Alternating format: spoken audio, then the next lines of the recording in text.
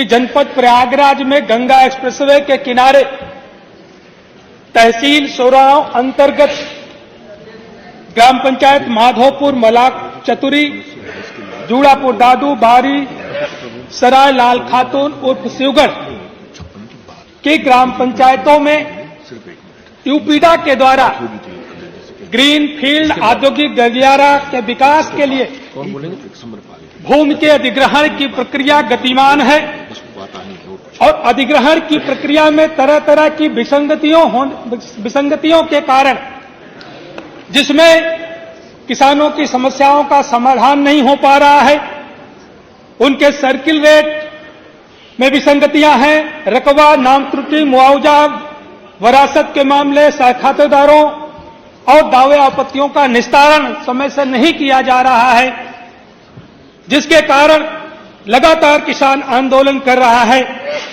मानवर इसी तरह से जनपद प्रयागराज के प्रयागराज रिंग रोड वाराणसी राजमार्ग पर प्रस्तावित नई आवासीय योजना, जिसमें कुछ ग्राम पंचायतें हैं अंदावा, तेंदुई, भागीपुर, कुआंडी, गोतावा, सरफुद्दीनपुर, भोजपुर, अबूसा, चरजोहरा, बहादुरपुर, बरियारी में भी उत्तर प्रदेश आवास एवं विकास परिषद के द्वारा भूमि अधिग्रहण की कार्रवाई गतिमान है।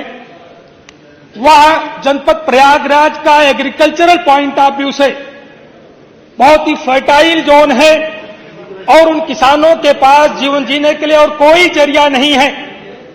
किसान लगातार इस बात की आवाज उठा रहे हैं कि बहुत सारी आसपास की जमीनें हैं जहां की जमीन कम उपजाऊ है, इस योजना को वहां पर स्थापित कर दिया जाए, लेकिन उस पर कोई कार्रवाई नहीं हो पा रही है।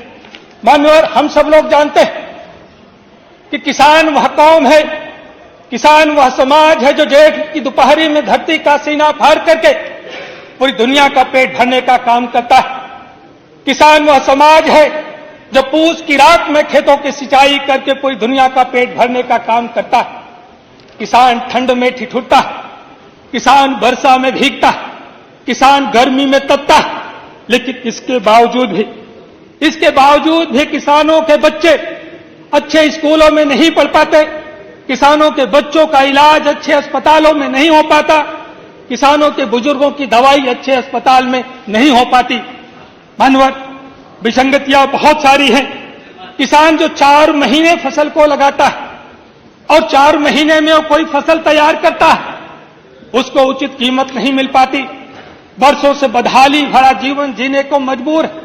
किसान आलू पैदा करता है, 4 महीने में बदहाल जीवन जीता है और उसी की आलू का व्यापारी चिप्स बना करके बेचता है और रातों रात करोड़पति हो जाता है।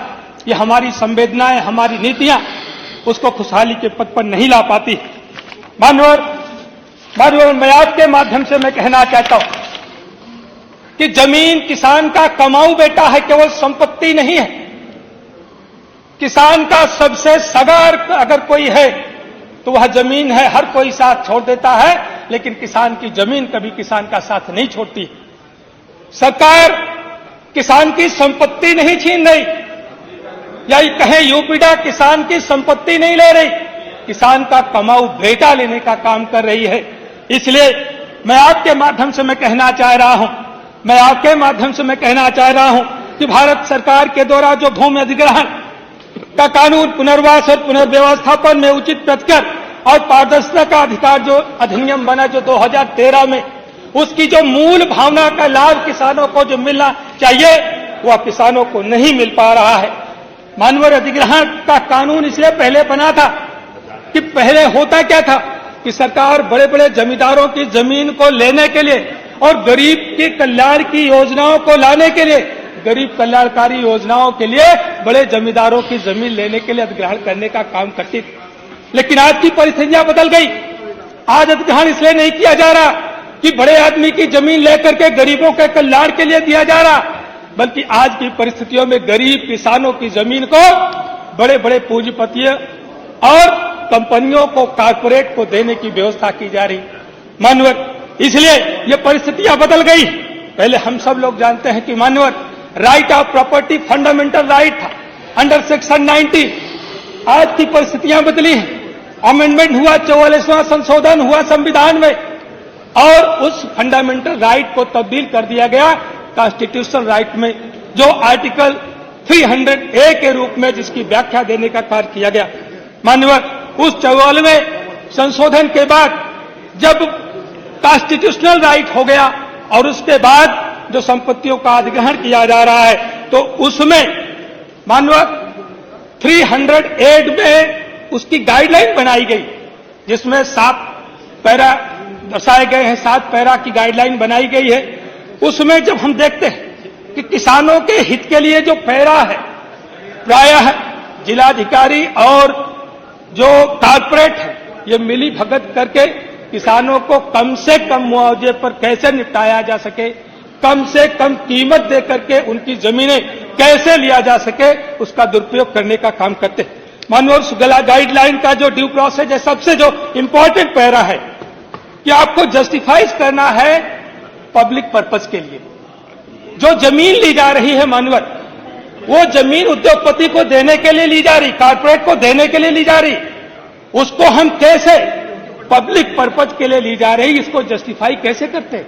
लेकिन लेंगे हम, कम से कम मुआवजा देकर के लेंगे।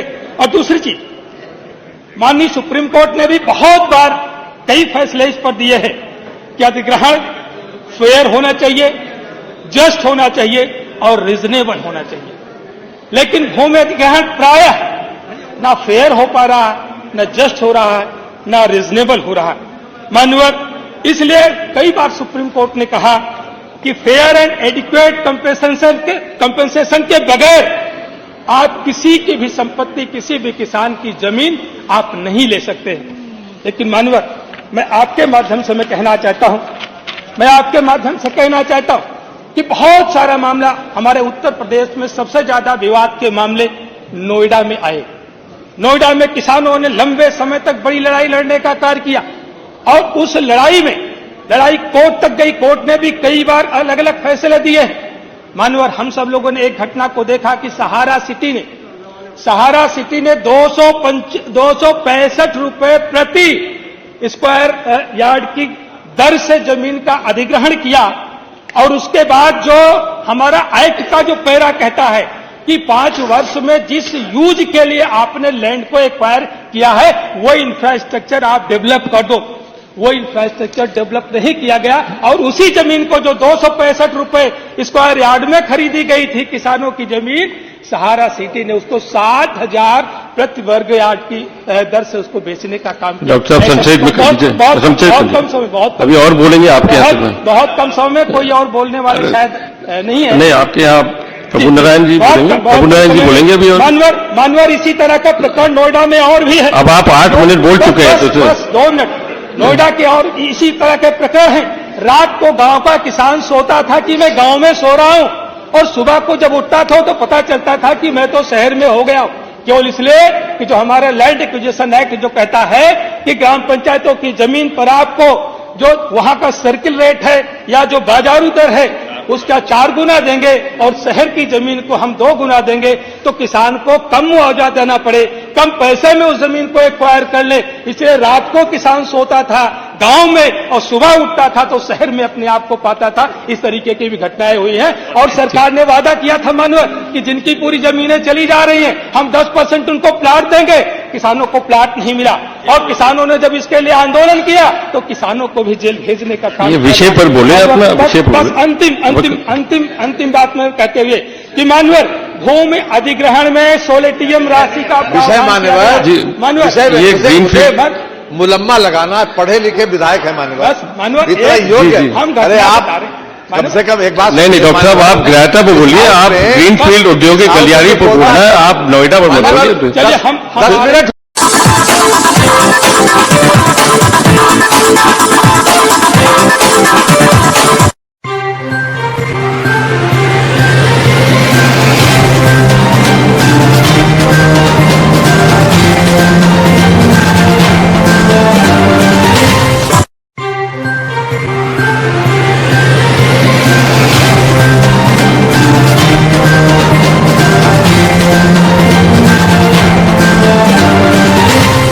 नए भारत का नया उत्तर प्रदेश है।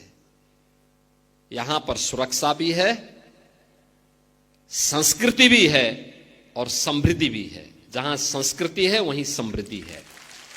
और इन सब के लिए आज हम प्रतिबद्धता के साथ काम कर रहे हैं। इस अभियान के साथ गोरखपुर और बस्ती मंडल के आप सभी युवा उद्यमियों को इतने बड़े पैमाने पर आप आए हैं, मैं आपका स्वागत करता हूं, आपको बधाई देता हूं। आप अपना कारोबार अच्छे ढंग से करेंगे, शुद्ध नियत से करें, अच्छा काम करेंगे तो अच्छा परिणाम भी मिलेगा। याद रखना, आप जिस नियत के साथ काम करेंगे परिणाम उसी नियत के साथ प्राप्त होगा। बैंक की मूल पूंजी आपको जमा करनी होगी। 10% की मार्जिन मनी पहले लगाने की तैयारी करिए, फिर गवर्नमेंट भी आपको 10% मार्जिन मनी दे देगी। इसके साथ ही जो भी ब्याज आएगा, अगर आपकी नियमित किस्त आप चुका रहे हैं तो ब्याज की पूरी रकम सरकार चुकाएगी। आपको उसमें चिंतित होने की आवश्यकता नहीं। और फिर कारोबार को आप आगे बढ़ाना चाहेंगे तो फिर इसमें हम 7.5 लाख तक की लिमिट लेके लेंगे, फिर 10 लाख रुपए तक की लिमिट लेंगे तो आपका कारोबार आगे बढ़ता जाएगा। सरकार आपके साथ हर संबल में खड़ी होती हुई दिखाई देगी। आज के इस अवसर पर एक बार फिर से आप सबको मैं बधाई देता हूं, अपनी शुभकामनाएं देता हूं और विश्वास करता हूं कि होली के पूर्व आपको दी जा रही ये सौगात, प्रदेश के युवाओं को दी जा रही इस सौगात का लाभ प्रदेश में नए युवा उद्यमी बनने में मदद करेगी। ये नए भारत का नया उत्तर प्रदेश है। यहां पर सुरक्षा भी है, संस्कृति भी है और समृद्धि भी है। जहां संस्कृति है वहीं समृद्धि है। और इन सब के लिए आज हम प्रतिबद्धता के साथ काम कर रहे हैं। इस अभियान के साथ गोरखपुर और बस्ती मंडल के आप सभी युवा उद्यमियों को इतने बड़े पैमाने पर आप आए हैं, मैं आपका स्वागत करता हूं, आपको बधाई देता हूं। आप अपना कारोबार अच्छे ढंग से करेंगे, शुद्ध नियत से करें, अच्छा काम करेंगे तो अच्छा परिणाम भी मिलेगा। याद रखना, आप जिस नियत के साथ काम करेंगे परिणाम उसी नियत के साथ प्राप्त होगा। बैंक की मूल पूंजी आपको जमा करनी होगी। 10% की मार्जिन मनी पहले लगाने की तैयारी करिए, फिर गवर्नमेंट भी आपको 10% मार्जिन मनी दे देगी। इसके साथ ही जो भी ब्याज आएगा, अगर आपकी नियमित किस्त आप चुका रहे हैं तो ब्याज की पूरी रकम सरकार चुकाएगी। आपको उसमें चिंतित होने की आवश्यकता नहीं। और फिर कारोबार को आप आगे बढ़ाना चाहेंगे तो फिर इसमें हम 7.5 लाख तक की लिमिट लेके लेंगे, फिर 10 लाख रुपए तक की लिमिट लेंगे तो आपका कारोबार आगे बढ़ता जाएगा। सरकार आपके साथ हर संबल में खड़ी होती हुई दिखाई देगी। आज के इस अवसर पर एक बार फिर से आप सबको मैं बधाई देता हूं, अपनी शुभकामनाएं देता हूं और विश्वास करता हूं कि होली के पूर्व आपको दी जा रही ये सौगात, प्रदेश के युवाओं को दी जा रही इस सौगात का लाभ प्रदेश में नए युवा उद्यमी बनने में मदद करेगी। ये नए भारत का नया उत्तर प्रदेश है। यहां पर सुरक्षा भी है, संस्कृति भी है और समृद्धि भी है। जहां संस्कृति है वहीं समृद्धि है। और इन सब के लिए आज हम प्रतिबद्धता के साथ काम कर रहे हैं। इस अभियान के साथ गोरखपुर और बस्ती मंडल के आप सभी युवा उद्यमियों को इतने बड़े पैमाने पर आप आए हैं, मैं आपका स्वागत करता हूं, आपको बधाई देता हूं। आप अपना कारोबार अच्छे ढंग से करेंगे, शुद्ध नियत से करें, अच्छा काम करेंगे तो अच्छा परिणाम भी मिलेगा। याद रखना, आप जिस नियत के साथ काम करेंगे परिणाम उसी नियत के साथ प्राप्त होगा। बैंक की मूल पूंजी आपको जमा करनी होगी। 10% की मार्जिन मनी पहले लगाने की तैयारी करिए, फिर गवर्नमेंट भी आपको 10% मार्जिन मनी दे देगी।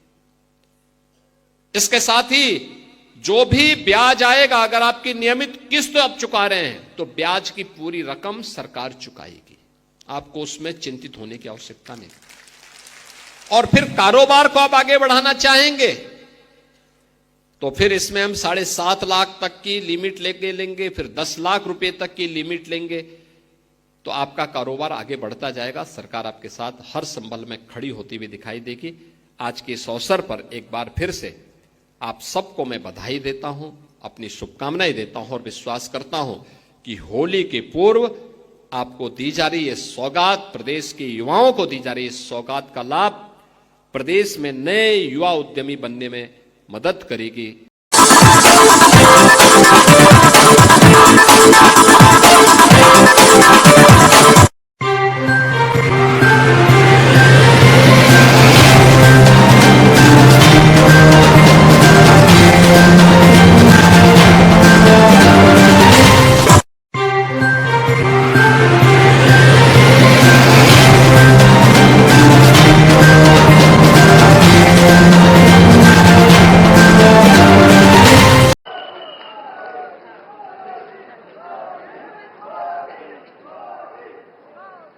गंगा मैया की, गंगा मैया की, गंगा मैया की, भारत माता की, भारत माता की, भारत माता की।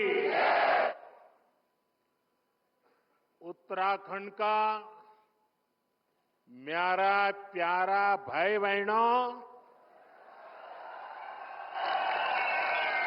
आप सभी तय मेरी सेवा सौली नमस्कार।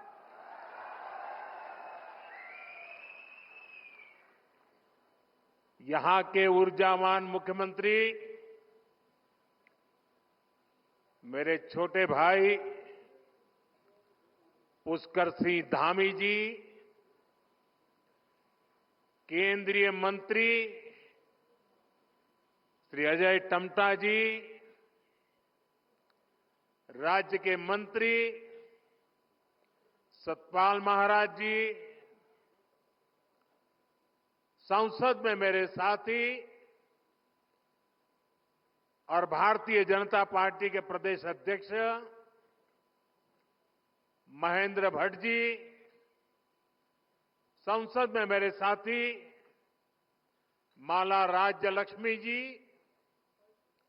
विधायक सुरेश चौहान जी,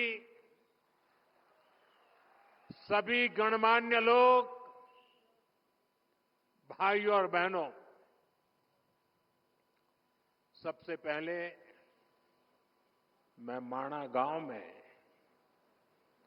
कुछ दिन पहले जो हादसा हुआ है उस पर अपना दुख व्यक्त करता हूं। मैं हादसे में जान गंवाने वाले साथियों के परिवारों के प्रति अपनी संवेदना प्रकट करता हूं।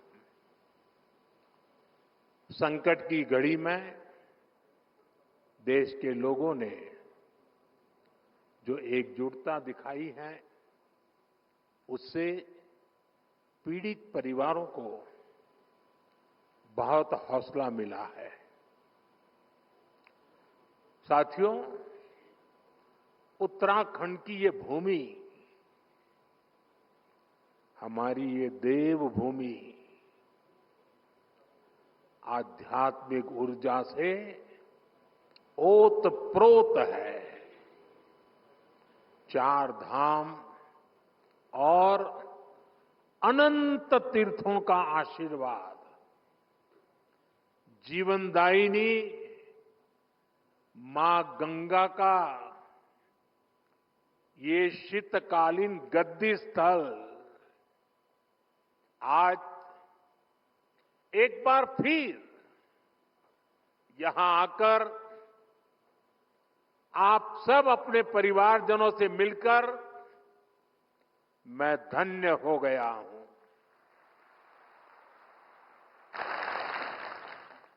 मां गंगा की कृपा से ही मुझे दशकों तक उत्तराखंड की सेवा का सौभाग्य मिला है।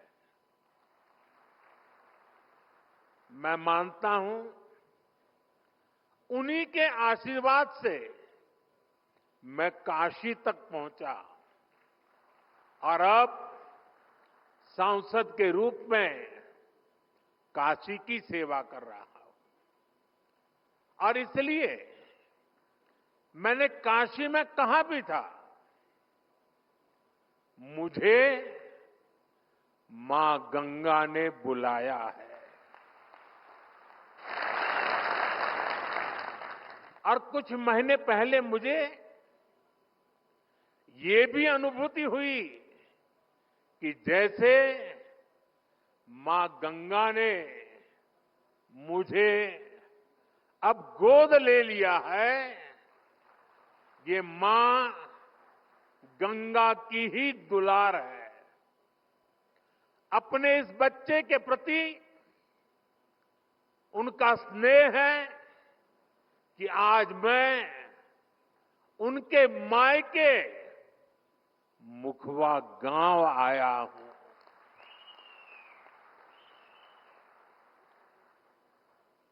यहां मुझे मुखी मठ मुखवा में दर्शन पूजन का भी सौभाग्य प्राप्त हुआ है। साथियों, आज हर्षिल की इस धरती पर आया हूं तो मैं अपनी दीदी भूलियों के स्नेह को भी याद कर रहा हूं। वो मुझे हर्षिल का राजमा और दूसरे लोकल प्रोडक्ट्स बेचती रहती है। आपके इस लगाव और उपहार के लिए मैं आपका आभारी हूं। साथियों, कुछ साल पहले जब मैं बाबा केदारनाथ के दर्शन के लिए बाबा के चरणों में गया था, तो बाबा के दर्शन अर्चन के बाद मेरे मुंह से अचानक कुछ भाव प्रकट हुए थे और मैं बोल पड़ा था, ये दशक उत्तराखंड का दशक होगा। वो शब्द मेरे थे, भाव मेरे थे, लेकिन उनके पीछे सामर्थ्य देने की शक्ति स्वयं बाबा केदारनाथ ने दी थी। मैं देख रहा हूं बाबा केदार के आशीर्वाद से धीरे धीरे वो शब्द, वो भाव सच्चाई में, हकीकत में बदल रहे हैं। ये दशक उत्तराखंड का बन रहा है।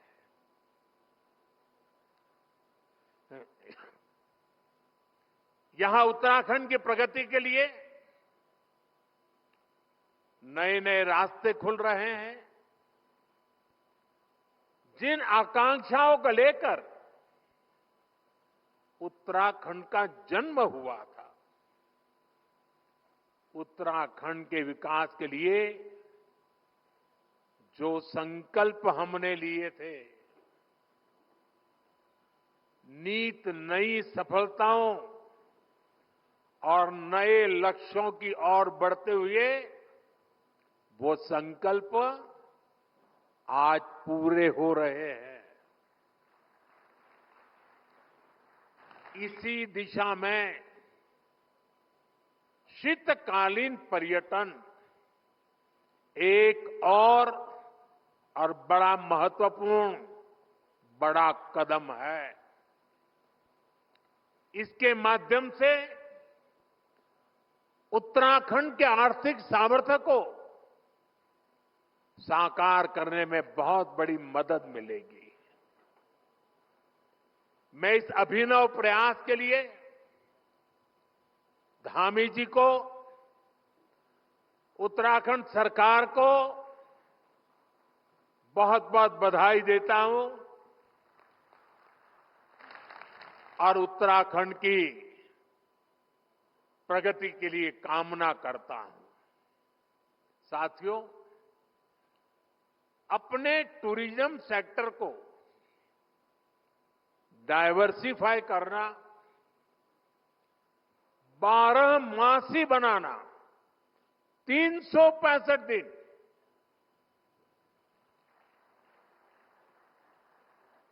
ये उत्तराखंड के लिए बहुत जरूरी है। मैं चाहता हूं कि उत्तराखंड में कोई भी सीजन हो, कोई भी सीजन ऑफ सीजन ना हो, हर सीजन में टूरिज्म ऑन रहे। अब ऑफ नहीं, ऑन का जमाना। अभी पहाड़ों पर पर्यटन सीजन के हिसाब से चलता है। आप सब जानते हैं, मार्च, अप्रैल, मई, जून के महीने में बड़ी संख्या में पर्यटक आते हैं, लेकिन इसके बाद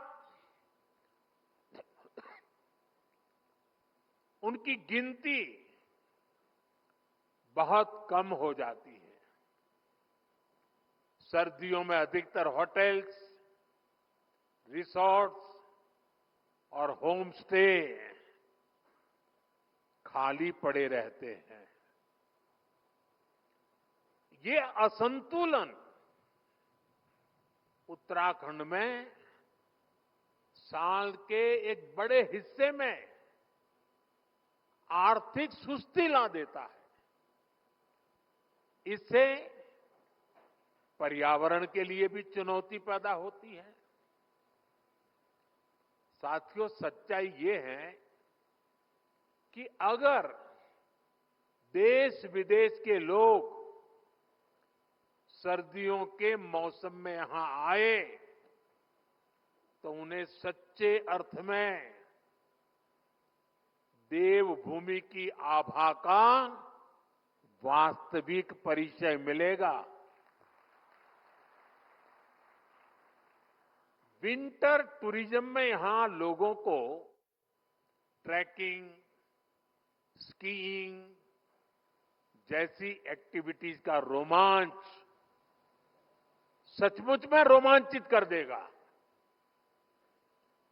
धार्मिक यात्रा के लिए भी उत्तराखंड में सर्दियों का समय बेहद खास होता है। कई तीर्थ स्थलों पर इसी समय विशेष अनुष्ठान भी होते हैं। यहां मुखवा गांव में ही देखिए,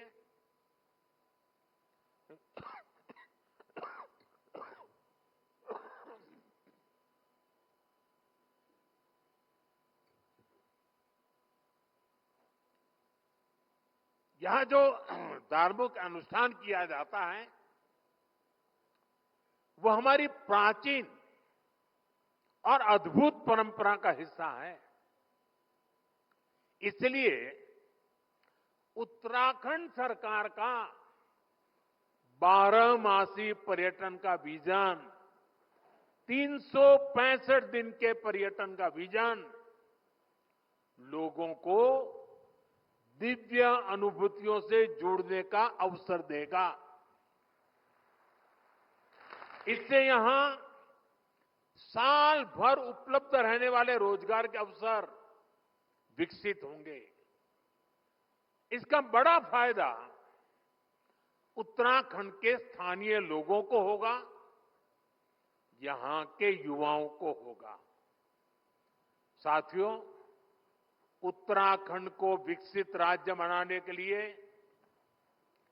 हमारी डबल इंजन सरकार मिलकर काम कर रही है। 4 धाम ऑल वेदर रोड, आधुनिक एक्सप्रेसवे राज्य में रेलवे, विमान और हेलीकॉप्टर सेवाओं का विस्तार 10 वर्षों में उत्तराखंड में तेजी से विकास हुआ है।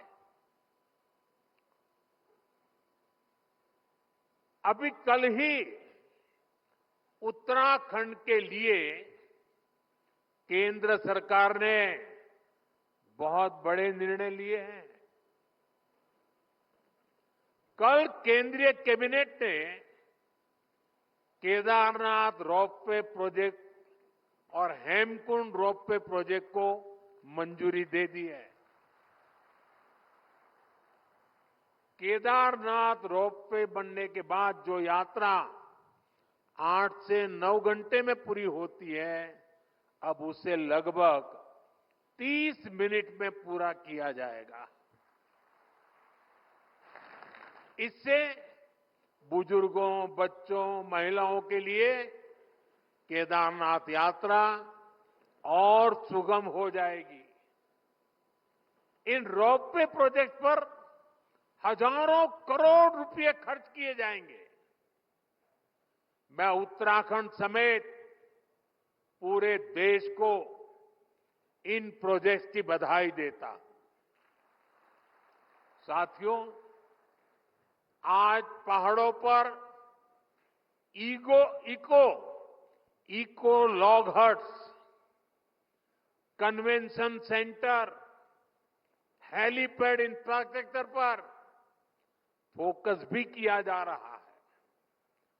उत्तराखंड के टिम्मर साइण महादेव, माणा गांव, जादून गांव में टूरिज्म इंफ्रास्ट्रक्चर नए सिरे से विकसित हो रहा है। और देशवासियों को पता होगा, शायद नहीं होगा, 1962 में जब चाइना ने भारत पर आक्रमण किया, तभी हमारा जादू गांव को खाली करवा दिया गया था। ये हमारे 2 गांव खाली कर दिए गए थे। 60-70 साल हो गए, लोग भूल गए। हम नहीं भूल सकते। हमने उन 2 गांवों को फिर से बसाने का अभियान चलाया है और बहुत बड़ा टूरिस्ट डेस्टिनेशन बनाने की दिशा में हम आगे बढ़ रहे हैं। और इसी का परिणाम है कि उत्तराखंड में पर्यटकों की संख्या इस 1 दशक में तेजी से बढ़ी है। 2014 से पहले 4 धाम यात्रा पर हर साल औसतन 18 लाख यात्री आते थे। अब हर साल लगभग 50 लाख तीर्थ यात्री आने लगे हैं। इस साल के बजट में 50 टूरिस्ट डेस्टिनेशंस को विकसित करने का प्रावधान किया गया है। इन डेस्टिनेशंस पर होटलों को इंफ्रास्ट्रक्चर का दर्जा दिया जाएगा। इससे पर्यटकों के लिए सुविधाएं बढ़ेगी और स्थानीय रोजगार को भी बढ़ावा मिलेगा। साथियों, हमारा प्रयास है उत्तराखंड के बॉर्डर वाले इलाकों को भी पर्यटन का विशेष लाभ मिले। पहले सीमावर्ती गांवों को आखिरी गांव कहा जाता था। हमने ये सोच बदल दी। हमने कहा ये आखिरी गांव नहीं है, ये हमारे प्रथम गांव है। उनके विकास के लिए वाइब्रेंट विलेज प्रोग्राम शुरू किया। इस क्षेत्र के भी 10 गांव इस योजना में शामिल किए गए हैं और मुझे बताया गया उस गांव से भी कुछ बंधु आज यहां हमारे सामने मौजूद है। नेलांग और जादू गांव, जिसका मैंने वर्णन किया, 62 में क्या हुआ था, फिर से बसाने का काम शुरू किया गया है। आज यहां से जादून के लिए मैंने अभी अभी बाइक रैली को रवाना किया। हमने होम स्टे बनाने वालों को मुद्रा योजना का लाभ देने का ऐलान किया है। उत्तराखंड सरकार भी राज्य में होम स्टे को बढ़ावा देने में जुटी है। जो गांव इतने दशकों तक इंफ्रास्ट्रक्चर से वंचित रहे, वहां नए होम स्टे खुलने से पर्यटन बढ़ रहा है, लोगों की आय बढ़ रही है। साथियों, आज मैं देवभूमि से देश के पूरब, पश्चिम, उत्तर, दक्षिण और मध्य भी हर कोने के लोगों से, खासकर युवा पीढ़ी से और मां गंगा के मायके से, इस पवित्र भूमि से देश की नौजवान पीढ़ी को विशेष रूप से आह्वान कर रहा हूं, आग्रह कर रहा हूं।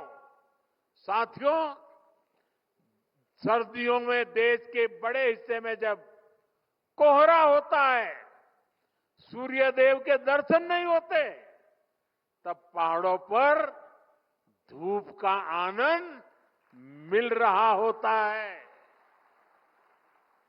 ये एक स्पेशल इवेंट बन सकता है। और गढ़वाली में इसे क्या कहेंगे? घाम तापो पर्यटन।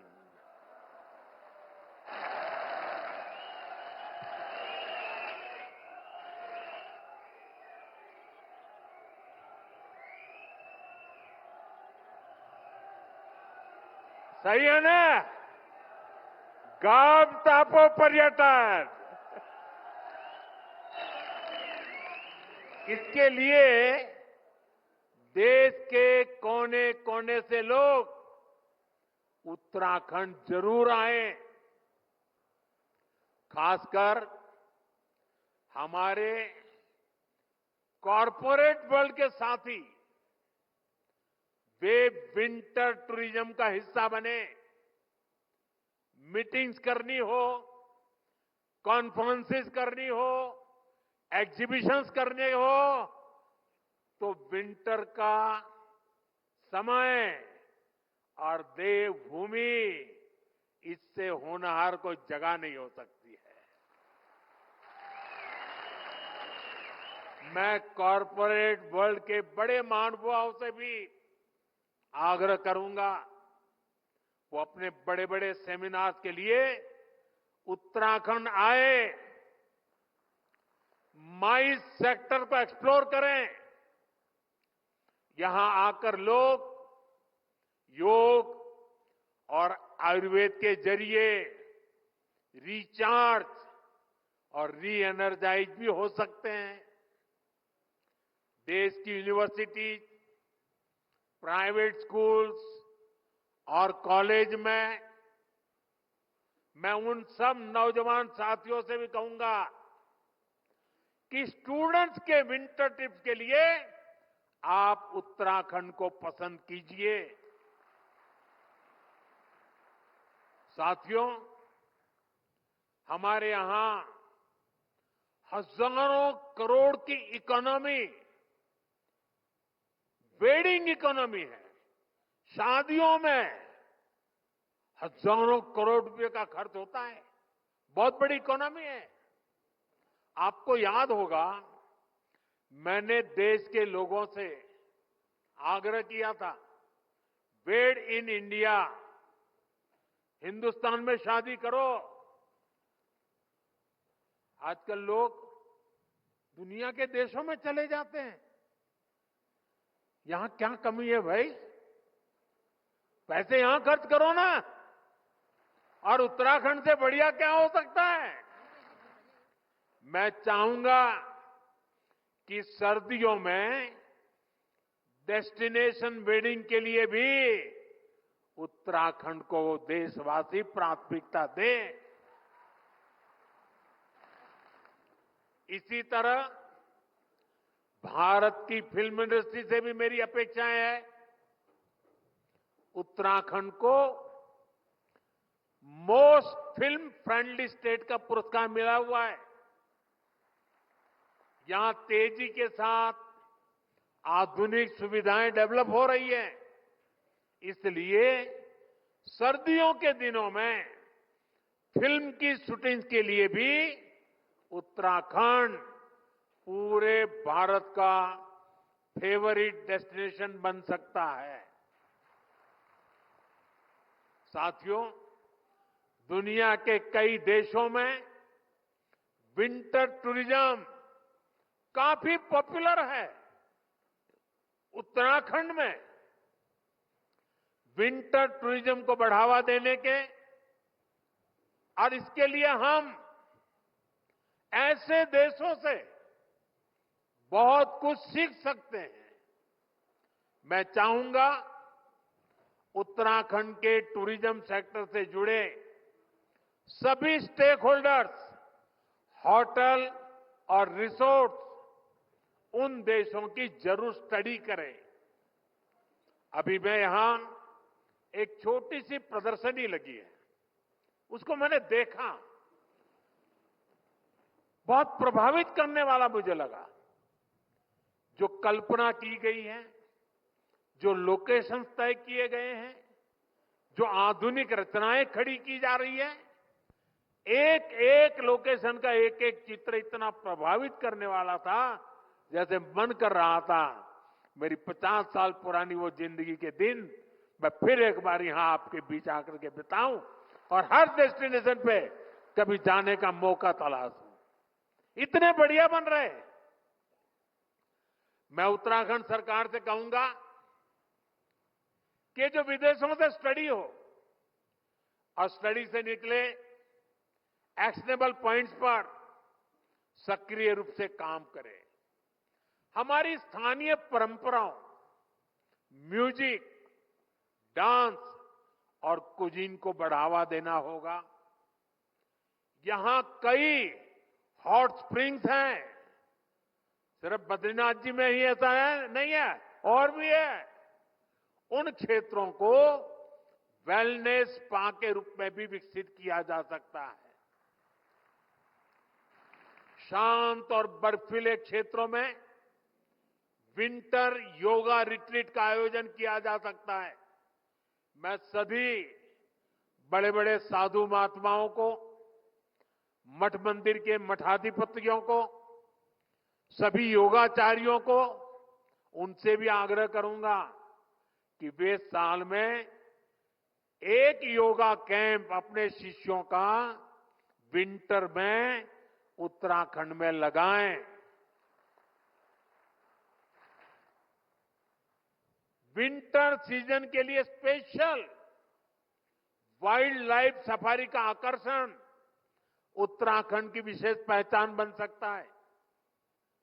यानी हमें 360 डिग्री अप्रोच के साथ आगे बढ़ना होगा, हर स्तर पर काम करना होगा। साथियों, सुविधाओं के विकास के अलावा लोगों तक जानकारी पहुंचाना भी उतना ही अहम होता है। इसके लिए मैं देश के युवा कंटेंट क्रिएटर्स, आजकल सोशल मीडिया में बहुत बड़ी संख्या में इन्फ्लुएंसर्स हैं, कंटेंट क्रिएटर्स हैं, वे अपने यहां बैठे बैठे भी मेरे उत्तराखंड की, मेरी देवभूमि की सेवा कर सकते हैं, वे भी पुण्य कमा सकते हैं। आपने देश के पर्यटन सेक्टर को गति देने में, लोगों तक जानकारी पहुंचाने में बहुत बड़ी भूमिका निभा सकते हैं। जो भूमिका निभाई है उसका और विस्तार करने की जरूरत है। आप उत्तराखंड की विंटर टूरिज्म की इस मुहिम का भी हिस्सा बनिए और मैं तो चाहूंगा कि उत्तराखंड सरकार एक बड़ी कंपटीशन आयोजित करे। ये जो कंटेंट क्रिएटर्स हैं, इन्फ्लुएंसर हैं, वे 5 मिनट की विंटर टूरिज्म की प्रमोशन की फिल्म बनाए, उनकी कंपटीशन हो और जो अच्छी से अच्छी बनाए उसको बढ़िया से बढ़िया इनाम दिया जाए। देश भर के लोगों को कहा जाए आइए मैदान में, बहुत बड़ा प्रचार प्रसार होना शुरू हो जाएगा। और मुझे विश्वास है जब ऐसी कंपटीशन करेंगे तो नई नई जगहों को एक्सप्लोर करके नई नई फिल्में बनाएंगे, लोगों को बताएंगे। साथियों, मुझे विश्वास है आने वाले वर्षों में हम इस सेक्टर में तेज गति से विकास के साक्षी बनेंगे। एक बार फिर 365 दिन का 12 मासी टूरिज्म अभियान, इसके लिए मैं उत्तराखंड के सभी भाई बहनों को शुभकामनाएं देता हूं, बधाई देता हूं और राज्य सरकार का अभिनंदन करता हूं। आप सब मेरे साथ बोलिए, गंगा मैया की, गंगा मैया की, गंगा मैया की। बहुत बहुत धन्यवाद।